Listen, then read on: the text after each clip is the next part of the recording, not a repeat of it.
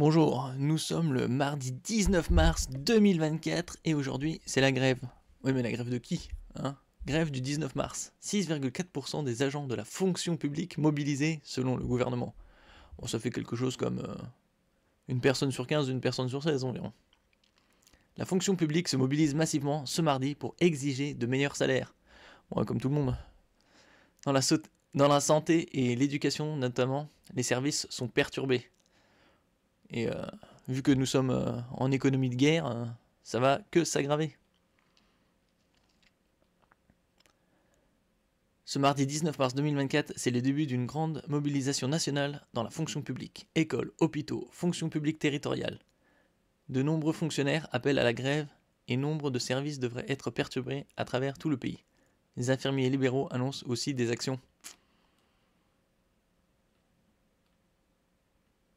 Ouais, bah c'est tout à fait normal avec une gestion aussi déplorable grâce à Emmanuel Macron et Bruno Le Maire entre autres. Des génies. Ouais, faut dire que ce sont des génies mais au service d'intérêts extérieurs que les intérêts nationaux. L'intersyndicale de la fonction publique, CFDT, CFE, CGC, CGT, FA, FO, FSU, Solidaire, UNSA, on les a tous fait ou non avait appelé fin février à une journée de mobilisation pour ce mardi sur la question des salaires. Elle appelle à la grève et à manifester pour protester contre l'absence de perspective d'augmentation dans un contexte inflationniste. Ah, c'est même plus que perspective, c'est trop loin. Il n'y a même plus de perspective à ce niveau.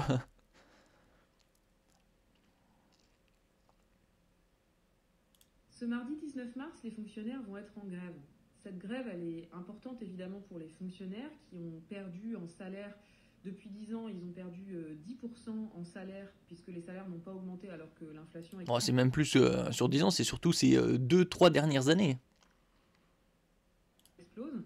Mais elle est aussi importante pour... Il faut juste rappeler que l'inflation, l'augmentation de l'inflation ces 2-3 dernières années a été plus forte que sur 25-30 ans. Et tous parce que nos services publics sont à l'os. Ça n'est plus possible. On meurt dans les hôpitaux de ne pas être pris en charge à temps. On a des enfants qui sont victimes de violences, qui sont en danger et qui ne peuvent pas être pris en charge par l'aide sociale à l'enfance parce qu'il n'y a pas assez d'éducateurs et d'éducatrices. Bon, entre nous, il n'y a pas assez de tout. Hein. C'est tous les secteurs qui sont impactés, comme par exemple les prises de rendez-vous chez des spécialistes qui nécessitent plusieurs mois d'attente, hein, 3, 4, 5, 6 mois, voire plus, hein, dans certaines régions. On a des endroits de plus en plus nombreux où les enseignants et enseignantes ne sont pas remplacés, où les élèves handicapés n'ont pas d'accompagnateur ou d'accompagnateur. Oui, en parlant des élèves aussi, c'est les classes, elles sont surbondées par rapport à la moyenne européenne. J'avais fait une vidéo il y a quelques temps de ça. Donc, ouais. Et qu'est-ce qu'il y avait? C'était sous Hollande, Sarkozy, Hollande. Ils avaient supprimé des dizaines de milliers de postes. Et après, il y avait une manifestation, une grève. Et pour faire croire que c'était un bienfaiteur, le gauchiste Flamby Hollande avait créé quelques milliers d'emplois après en avoir supprimé 60 000 environ. Dans leur classe, où les conditions ne sont pas réunies pour permettre à toutes et tous de réussir à l'école. C'est la raison pour laquelle, depuis bientôt 3 semaines, les enseignants et les professionnels de l'éducation dans le 93 sont en grève. Cette mobilisation, elle est très forte et elle est en train de faire tache d'huile au niveau national avec une mobilisation qui se construit un peu pareil à Lyon et puis à Nantes. Des points de rencontre avec les parents d'élèves et les usagers des services publics.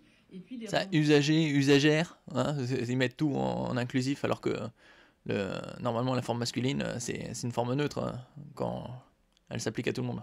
Indications très concrètes sur chaque territoire pour chiffrer de combien d'enseignants et d'enseignantes on aurait besoin pour garantir un bon fonctionnement de nos services publics et garantir l'égalité des droits. Nos services publics, c'est très important. C'est ce qui fait le ciment de la France, c'est ce qui fait notre force. On était un des pays avec le niveau de service public le plus élevé. Et c'est aussi ce qui fait notre avenir, parce que c'est notre service public de recherche, d'enseignement supérieur qui va déterminer si la France elle est capable de peser ou pas dans la compétition internationale. Oui, bah ça, elle pourrait, mais vu que Macron, depuis qu'il est président depuis 2017, hein, ça fait déjà 7 ans quand même, il a gaspillé des centaines et des centaines de milliards. Hein. En tout, pour l'instant, c'est 800 à 1000 milliards hein, d'euros d'endettement. Qui fait notre solidarité, notre capacité à faire que le liberté, égalité, fraternité, ça soit pas seulement un beau slogan sur les mairies, mais que ça soit la réalité concrète dans le pays. C'est pour ça qu'il faut qu'on soit toutes et tous au rendez-vous demain, 19 mars, en manifestation et en grève pour défendre nos services publics. Bon, avec une participation de 6,4% des agents de la fonction publique mobilisés, c'est très, très, très léger. Dans les détails, les chiffres s'élèvent à 2,85% de la fonction publique territoriale et 2,2% de la fonction publique hospitalière. Les chiffres des syndicats ne sont pas encore tombés. Voilà, on a 200 agents à Cherbourg, 1200 à Caen, bon, c'est la Normandie ça. Les chiffres de l'éducation nationale. Le ministère de l'Éducation nationale a dévoilé les chiffres de la mobilisation dans l'enseignement. 7,61% du personnel est en grève, 8,8% des enseignants. Dans le primaire, 6,77% des personnels sont grévistes. Cela monte à 10,65% dans le secondaire. Donc plus au niveau du collège.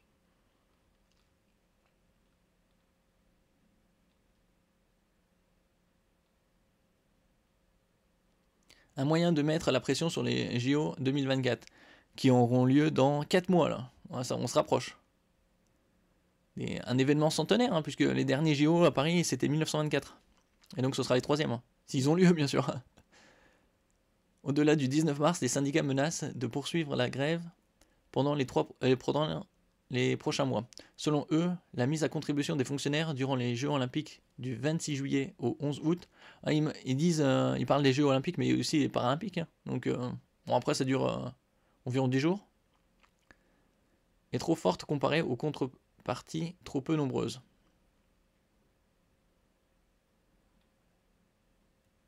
Revenons sur le climat social ambiant. Régulièrement, vous agitez la menace d'une possible grève avant un moment qui s'annonce être une fête, en tout cas pour certains, des Jeux Olympiques de Paris au mois de juillet prochain. Le gouvernement ferait bien d'entendre ce message-là.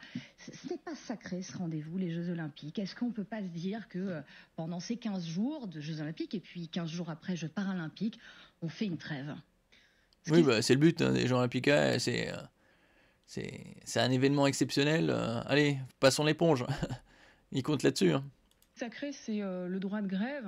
Ce débat permanent sur grève pendant les JO ou pas, pour moi, c'est un peu un faux débat qui occulte l'essentiel. L'essentiel, c'est la question. Vous le mettez souvent sur la table, pardonnez-moi, mais parce qu'on me pose en permanence des questions, en fait. Donc c'est ça. Donc moi, quand on me pose des questions, j'ai l'habitude d'y répondre, par respect pour les journalistes. Mais le problème central, en fait, c'est les conditions sociales de préparation des Jeux Olympiques. La CGT s'est battue pour gagner la charte sociale des Jeux Olympiques, ce qui est une première mondiale. Ça n'a jamais existé pour des JO, ce qui a permis de diviser par 4 le nombre d'accidents du travail sur les chantiers JO. Donc, grande avancée. Le problème, c'est que là, cette charte sociale est en panne, puisque sur la préparation sociale des JO, je donne un carton rouge au gouvernement. Là, c'est le niveau 0 de la préparation, à la fois pour celles et ceux qui vont devoir travailler plus cet été, et donc à qui on demande... Enfin, les Jeux Olympiques, c'est les Jeux Olympiques à Paris. Et qui est maire de Paris? Anne Hidalgo. Donc... avec une gagnante comme elle, c'est pas étonnant. De ne pas prendre leur congé payé, de faire des heures sup, etc. Et donc aujourd'hui, nous n'avons aucune réponse pour ces travailleurs et travailleuses. Il n'y a pas de négociation dans les entreprises, pas de négociation dans la fonction publique. Vos réponses, Binet, mais on a l'impression quand même que vous choisissez toujours les moments les pires pour la grève. C'est les vacances, c'est les JO, c'est toujours le moment qui, pardonnez-moi ce mot un peu familier, emmerde le plus les Français. C'est quand même pas le bon moyen de populaire. Parce que c'est le seul moment où vous en parlez. Mais là, moi, ce dont je veux parler ici, et je reviens bien parce que je n'ai pas fini. C'est la technique des aiguilleurs du ciel, quoi. Hein, le point essentiel dont on devrait parler, c'est la préparation sociale des JO. Il y a des centaines de milliers de travailleuses et de travailleurs dont les conditions de travail vont être impactées en profondeur par les JO. Personne n'en parle, tout le monde s'en fiche. Mais aujourd'hui, pour nous, c'est pas une petite question. Ces milliers de travailleurs qui ne pourront pas travailler, par exemple, en août, parce qu'ils leur entreprise est dans un périmètre de sécurité des JO. Qu'est-ce qu'on fait pour eux, par exemple? Nous, on demande depuis des mois au gouvernement de garantir le chômage partiel à 100%. On n'a aucune réponse du gouvernement. Donc, au bout d'un moment, notre patience a des limites. Et moi, je demande ici au Premier ministre de réunir au plus vite une table ronde avec tous les acteurs sociaux pour qu'on puisse faire le tour de cette impréparation sociale totale des JO et pouvoir régler Vous avez une réponse du côté de Matignon là-dessus, sur cette demande de table ronde? C'est ce que c'est pas une impréparation, je dirais que c'est une préparation de très mauvaise qualité. Au Premier ministre, quand je l'ai rencontré il y a un mois, il l'a noté, je n'ai pas de réponse à ce stade.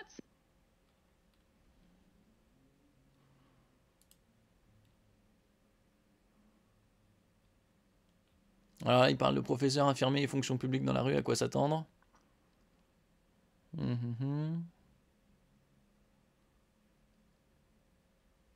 Alors, elle appelle les 5,7 millions d'agents publics à se mobiliser à Paris et dans les régions pour que 2024 ne soit pas une année blanche sur le plan des rémunérations.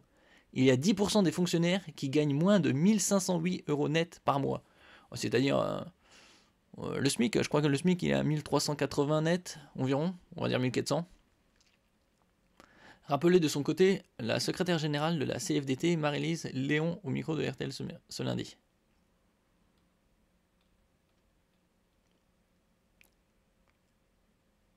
Ouais. Enfin, l'ensemble des syndicats s'indignent de l'annulation de crédits de 700 millions d'euros dans le budget de l'éducation nationale.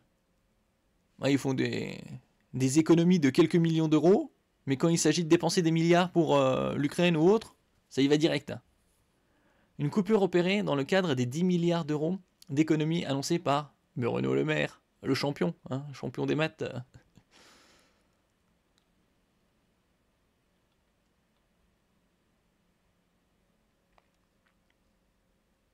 Grève des infirmières et des infirmiers en libéral. Enfin, les infirmières et infirmiers en libéral appellent à une journée d'action dans toute la France ce mardi, avant une manifestation nationale le 4 avril, dans 2 semaines environ, à Paris. Le collectif Infirmières en colère est la cheville ouvrière de ces mobilisations, soutenue par 2 des 3 syndicats représentatifs de la profession, SNIL et Convergence infirmière, avec à la clé de nombreuses demandes concernant leurs conditions de travail et de rémunération. Oui, pour certaines, elles devraient peut-être même changer de pays. Bon, il y a des pays francophones comme Belgique, Suisse. Bon, déjà, l'hôpital est dans un mauvais état, avec les fermetures de lits par milliers, sous l'événement de soi-disant Covid, là. Parmi leurs doléances, une revalorisation des actes médicaux infirmiers, des déplacements, et la prise en compte de la pénibilité de leur travail. Oui, elles font largement plus que les 35 heures.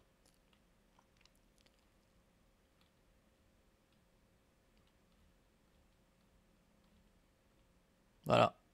Il y en a qui disent « Oh, encore 3 ans à tenir sous Macron. » D'autres disent « Ah, c'est pas sûr que Macron parte après. » C'est sûr que s'ils attendent un conflit direct avec les Russes, comme j'avais fait une vidéo il y a quelques semaines dessus, que les Allemands, les Britanniques, les Suédois se préparaient à un conflit d'ici 2027. Voilà. Nous verrons bien. Voilà. Merci pour votre écoute. N'oubliez pas de mettre un j'aime, un commentaire, de partager et de vous abonner à la chaîne. À la prochaine fois.